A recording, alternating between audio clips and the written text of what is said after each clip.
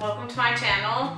Today, to kick my channel off, we're going to do some deployment Q&A questions with my husband, who is about to leave on deployment. Tomorrow. So by the time this gets posted, he'll already be gone.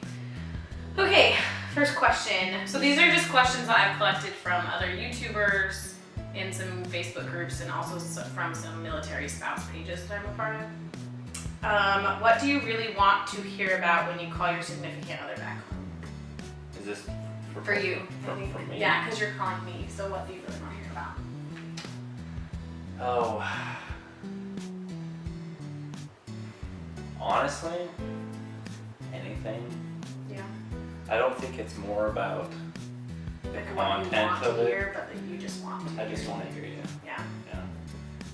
I want to hear your week. Sure, tell me how it's been. I don't care if it's the same thing over and over and over again. It's just, I want to hear you. Yeah. Do we really need to censor every bad thing that happens while you're gone? Every bad thing? Yeah. Well, we have to. No, like, do I need to censor bad things What do you mean? while you're gone so that, like, I'm not stressing you out more with all the crazy stuff that's happening at home? Oh, got you. So if something happens at home. Yeah. See, it's a different kind of stress. It's not like I'm going through like a bad time and I have some crazy mission coming up and all of a sudden you're like, by the way, my dog just died. Like, it's not like that just adds to more weight to me. It's a different kind of stress. Yeah. And so I can still accomplish the mission. I mean, sure, if there's something big like, yeah, your mom just died from cancer, Yeah. you know, that's different, but Well, and I think I automatically start to censor things, like, because we don't talk all the time, and so there are things that I'm like, he doesn't really need to know about that because, like, if you were here experiencing stuff, I would talk to you about it, but you're not, and so there's some stuff that I'm just like, the biggest key there's is no point in telling you. just not being fake. Yeah. Like, sure, I can tell when you're censoring stuff. Yeah. If something happened at home and you're talking to me and the whole time we're giddy, Kind of out of it. I'm like, no, I know who you are. I've been married to you for so long. Like, You can tell when there's you something can wrong. tell when they're, yeah, What do you really want to receive in a care package? jerky. Yeah. Lots of jerky. The thing is that every time he's deployed, he's been somewhere really hot. And so even like the hard candy, obviously chocolate and stuff melts, but even the hard candies get like soft and stick The together. moisture just collects So- inside of it. We found that stuff like nuts and jerky and that kind of stuff that doesn't really get affected by the heat is what's best. Nuts, jerky, I like a couple letters maybe. Yeah. Pictures so I can hang that on my locker and stuff. Yeah. Yeah, just little. You also like, because I sent you like Tang and stuff last time, which you liked because the Yeah, but water it was was- disgusting. But it didn't it's the really same thing. It Came like, out moisturized. because it's, the humidity like makes it all stick together, so it's trouble. Have either of you two had thoughts about breaking up, or I guess for us, divorce, and how'd you get through that? For me, no. I mean, I've never, like, it's hard, and there are hard days, and there are days that I'm like, oh my gosh, I hate your job so much. But, I don't know, we made a commitment to this marriage, and I knew that I was marrying someone in the military, and for me, there's never been a, man, this is too hard, I just think we should get divorced. So, for me, no. Fights are normal. Yeah. If you're not getting in fights while you're deployed, something's wrong. Yeah, because then I think you're hiding stuff. You're 3,000 plus miles away from each other. It's easier to fight when you're gone. It's easier to fight, and okay, it's just like texting via calling. Like, you can text fight, and get huge text fights. Well, There's it's like zero easier. emotion. So I you can, think like, we text fight more than we fight like in person because it's easier for me to say stuff to him over text than in person because I'm not right here getting your reaction and I know it's gonna hurt you. And that's something It's I kind think, of like disconnected, and so I think it's easier for us to fight when you're gone. I think that's something we've kind of learned to do. Whenever there's a big decision or an argument that needs to be settled, or we just need to talk because we're having a hard time, we call or FaceTime. Yeah. Because as soon as you start playing the text game, Then it can get hard. it gets. And the other thing is it's easy to walk away, to be like, because like when you're home, you're always like in the same vicinities each other. So you're always right here, where when he's far away, if I'm mad or he's mad, he can be like, hey, I'm done, and put his phone down and not talk to me. So I think we fight more, but I think we've, especially with 2 deployments down, we've started to learn how to communicate. And I've also learned what Because I think your first deployment, it was really easy for me to get mad about things and fight. And I think we've both kind of learned, just there's some stuff, like, there's no point in bringing it up because you know it's going to be a fight. No. As far as the question goes, no. No divorce thoughts No ever. divorce ever. You don't get married for that. Yeah, I agree. It's way bigger. What was the hardest moment for both of you during deployment? For me, because his previous 2 deployments, he's always deployed in the fall, and so he's gone for Christmas and New Year's and our anniversary. And his first deployment, he missed our first Christmas, our first anniversary, our first Valentine's Day, pretty much our first everything. And so for me, the holidays are always the hardest. Like, I don't know, I just hate holidays away. They are so hard, and I've been home for both holidays when he's been deployed, and I always feel like I would rather be just with him, away from family, if it meant that I could be with him for holidays, than surrounded by family but not having him. Holidays are always the worst for me. I think my worst moments probably, it's weird because I'm a hermit. I like to be alone. I can easily stay in my room all day and just like not associate myself with anybody else. I don't need to socialize. But you know, as human beings, we crave to be accepted and crave to be. You need socialization. You need someone who cares about you. Yeah.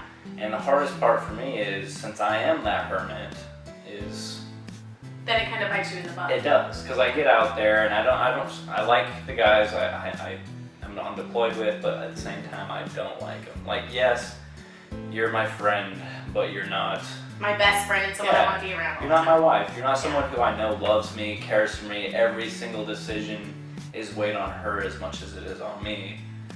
And it's just, those are the kind of people you deploy with. Yeah, like they'll take a bullet for you and they're your best friend when you're out there, but they're not like... It's just different. They're not friends, they're like work friends. Yeah. So it's different. The Navy's is a lifestyle. It's not a job.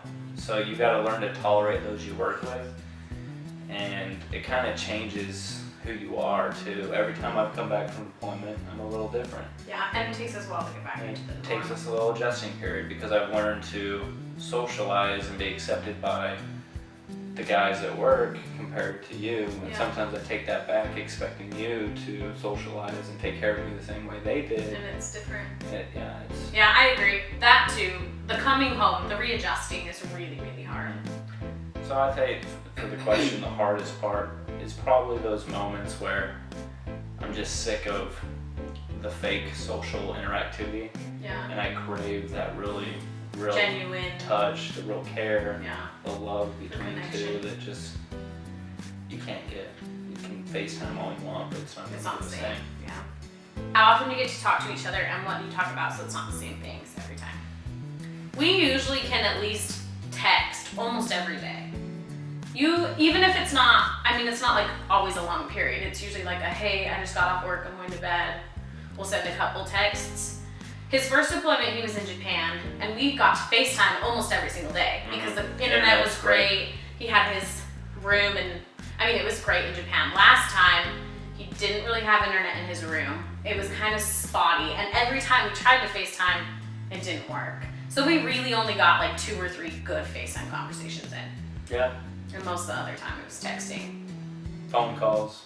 Yeah. I could use a phone. We called a lot more than we FaceTime. Yeah, but even those were like spotty and like cut out a lot. So we just ended up texting a lot more because the conversation, it ends up getting really frustrating. Like you finally would call or FaceTime and it would cut out, and it just got so frustrating that we decided to just kind of text. I know something for me, and this is a little weird. If you call the same person every day, you talk about whatever happened with your day, it's going to be the same thing, especially when you're deployed. Yeah, I went to work, I flew, I came back, I landed.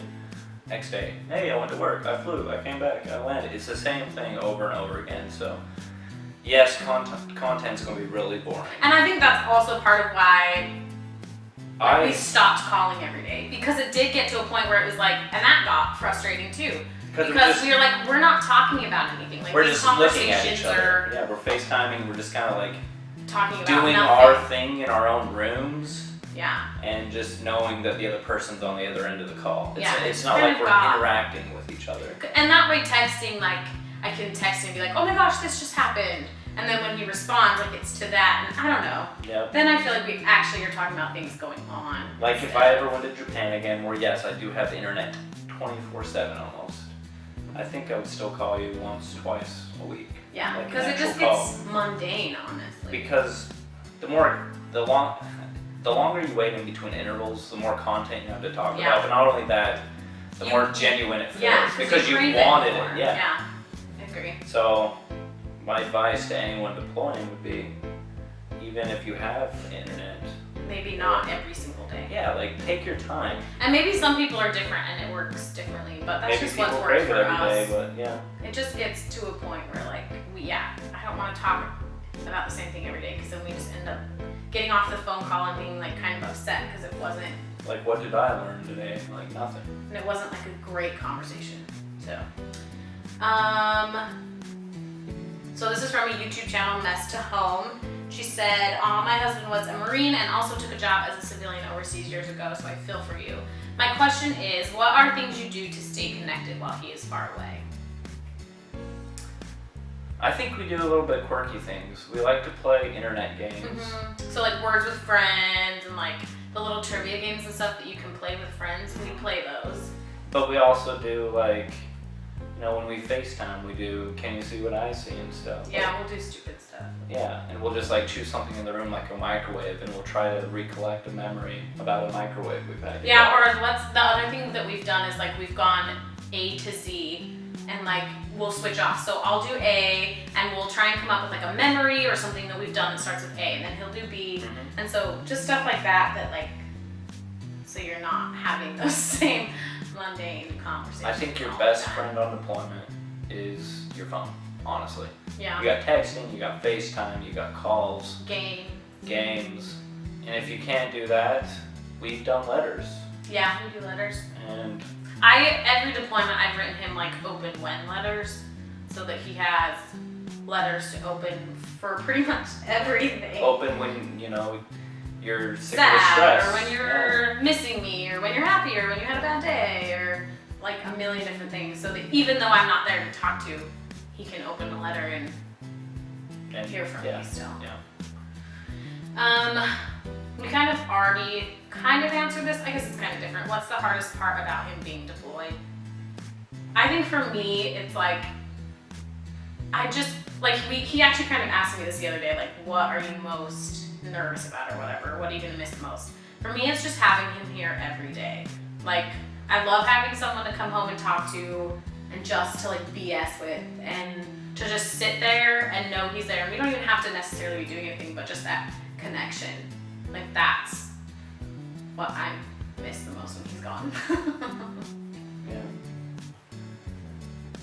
Yeah. Let's see.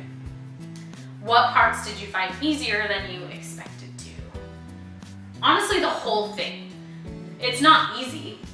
Like, they suck and they're so hard. But, like, I've had people ask me, like, how do you do it? What do you do? And, like, you just do it. Like, it's the situation you're in. It's what you're doing, so you do it. You get up every day and you just keep doing your life. Like, you have to just keep going. And my thing is, like, if I sit and let myself think about how hard it is and how much I miss him, and like, then it gets really, really hard because I'm wallowing in it. So, I don't know. It's hard, but I guess, I don't know. It's hard as you make it for yourself, really. Yeah. Like, it's hard, but you can make it worse than it is. What do you think is easier than you thought would be? I want to agree with the whole thing as well. It's one of those things where, a deployment, this sucks. Nobody ever has to go through this or anything like that. You'll do anything for your marriage. And as other people do, this is a deployment, but other people leave their spouses to go work in the middle of the ocean, to go Truck drivers, and train conductors. There's a million different, we're not the only people that experience this kind of thing. And I know that people have the same basic morale set. Like, I'm doing this because I have to. I have to. Yeah. This is That's your job, and that's what you do for your family. This is our life, and sure, you can dream all you want about being together 24/7, but the reality is that's never going to happen. Yeah. And I think it was a little easier for deployment because I know there's others out there doing the same thing with me every day. Well, that, and I think we also try really hard to look at the positives of deployment. Yeah. Like, why are we doing this? What is this really for? And one of the biggest things for us is like the money, because he makes extra money while he's gone, and it's paying off debt and knowing that after this deployment we'll be better financially set and can buy a house or can, like, I don't know, just be in a better place. And the other thing too is like we learn a lot about ourselves and our relationship when he's gone. So We come back stronger. Yeah. Every time. it's hard, but Distance Our benefits. makes the heart grow fonder. Yeah, it It does. does. How does it affect our relationship? No, I think we just answered that. It Yeah. makes us Well, and I stronger. think the other part of it is that like they always talk about the deployment cycles and like the different phases you go through. And in the beginning, it's that you miss them and it's really hard, and then you kind of start to settle in and get okay, and then there's an anticipation of them coming home. Which that's the exact cycle I experienced the first time. But last time it was a little different because I moved home and I kind of got, for me to be able to like power through it, I kind of have to like, I don't want to say like turn off our relationship, but I have to get to a point where I'm comfortable living my life by myself. And so I got into this like really independent, by myself, doing my own thing and being happy in that role. And so then he came home and I was having to do things for this other person and think about this other person, and it was hard for me to get back into that at first. So, I don't know, but I think deployments really do strengthen our relationship. Yeah, I think exactly what she said though. It is hard, the readjustment period. Yeah. I know, for example, I spent every day on deployment for this last one. I almost spent every day when I could playing Magic the Gathering with a couple guys.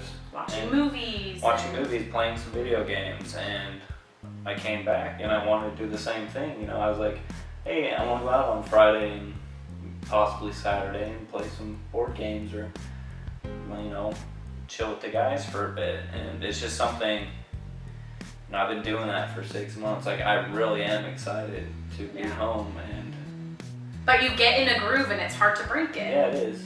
So. And eventually we get to, you know, where, yeah, I can still do that, but it's not like I crave it. You Yeah. know, because I was on deployment, I would crave That's that. the only thing there That is was to do. that was the only 10-minute part of my day that I was like, yes, this makes deployment worth it, you know. Yeah. But the whole readjustment period. It's hard.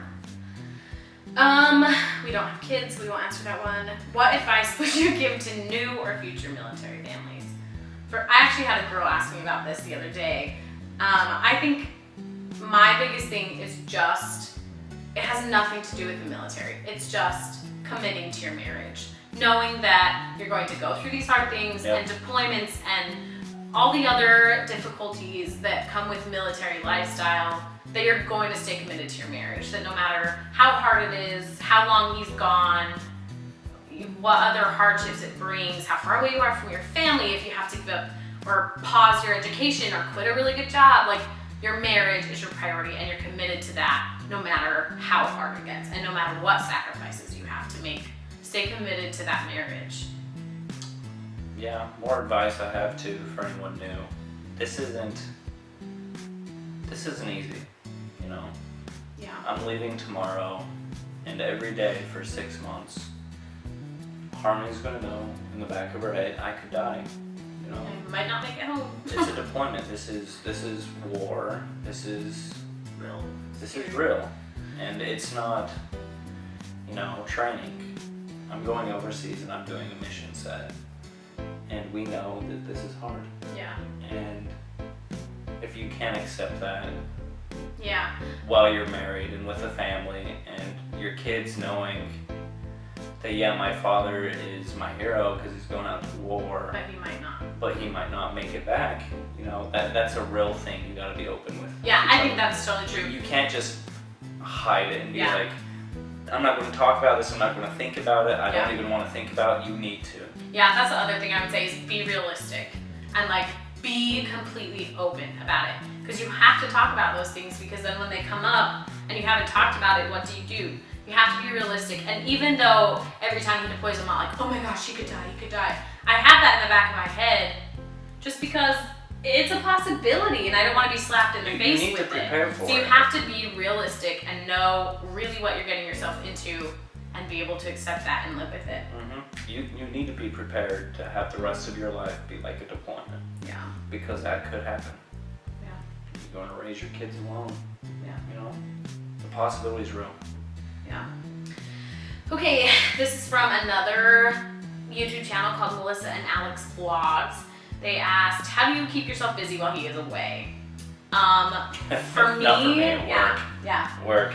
For me, we don't have kids, and so that would be one thing to keep myself busy, but we don't have that. So his first deployment, I stayed here. I went home for the holidays and stuff, but I stayed here, and then his sister moved back with me, so I had some company and stuff. But his last deployment and this deployment, I'm moving home. There's no reason not to. There's nothing keeping me here. I don't have kids. It saves us so much money. And I love my family. We get along really well. There's nothing that I'm like, ugh, I kind of don't want to go home. And you surround yourself with a support group. Yeah, and I'm back in my hometown with my friends and all the people I love, and it's summer, so there's a lot going on. So for me, it's just, being with family for me does that. And last deployment, I realized how big of a difference that made for me, because being around family made it so much easier for me. So that's what I do. Yeah. How are you liking the whole military thing? I know it's not for everyone. I guess that would be kind of The same. I had a girl kind of ask me the same thing the other day. There are obviously cons, and there's a lot of things that were like, that's a pain, but I love a lot of things about the military. I really do. I love the chance to get to go places I never would have gone. I would never have lived here ever before. Probably wouldn't have ever lived in Florida, wouldn't have ever had the opportunity to live somewhere overseas. I mean, there's a lot of stuff that we've been able to do that I don't think I ever would have done if I wasn't married to you. Truly. I mean,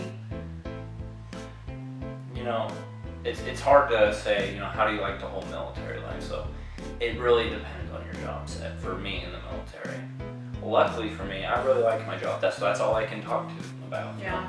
I'm an air crewman, and I fly on airplanes, and I get a little sick sometimes, but I truly love what I do. You know, I fly, I get to see the world. You've been to some really cool places. I get to see, you know, some good things. I get Yeah. to see some bad things, which honestly, you know, open your heart to the world. It really shows you what's out there, and it makes you appreciate what What you there is. have. Yeah. And, you know, yeah, it's hard, the military thing, and the daily grind and the Groundhog Day. It just keeps repeating the same thing over and over again, but you get used to it. It's a job. Yeah. And I think the biggest thing I like is, you know, the responsibility of my crew on top of my plane. Everybody's responsible for each other as well as themselves. And you're constantly thinking about keeping each other safe when you're doing the mission. And just that responsibility, knowing that, you know, everyone's working for each other and working for a common goal, whether or not it's for the United States or For yourself. some country, or, you know, it's for you, and it's for everybody that's in this tube flying with you. It's to get them home safe as well. Yeah. And I'm pretty sure anyone can attest to that in the military, whether you're in a platoon, a Humvee, you know, the guys you work with, it really comes down to what you see in person. I know I can protect him, he knows he can protect me. I can't protect this thing clear over here. But, you know, That it's camaraderie stuff. the camaraderie. I really like that. Sometimes it's good, sometimes it's bad. You know, when you're new, you're going to get not hazed, but you're going to be treated like the new guy. It's any job. You're going to get treated like the new guy, and it's a good thing. You know, it's kind of like when someone finally jokes around with you. You know they like you. Yeah. And when you finally attain that level in the military, in its own little weird way, depending on your job set. You know, you finally found a brotherhood, a family to look after you. Yeah. And that's one thing too, is like, even though we don't really do stuff with the command, we kind of keep to ourselves. But I do know that if there was anything we needed, or if I ever needed anything, they're there, and I know we could call them. Yep. So there is that.